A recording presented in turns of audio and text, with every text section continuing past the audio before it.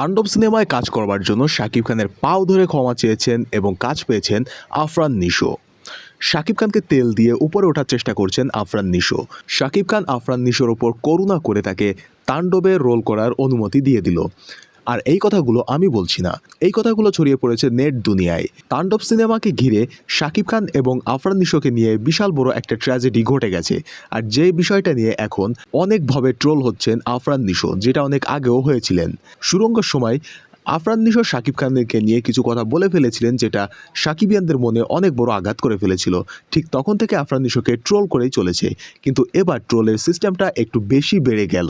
তাণ্ডব সিনেমাতে জায়গা করতে পারলেও তিনি জায়গা করতে পারছেন না সাকিব ফ্যান্সদের মনে। অবশেষে জানা গেল আফরান নিশো এই তাণ্ডব সিনেমায় একটা ক্যামিও রোলে অভিনয় করবেন, তবে এই রোলে সাকিব খানের কোনো চিহ্ন থাকবে না।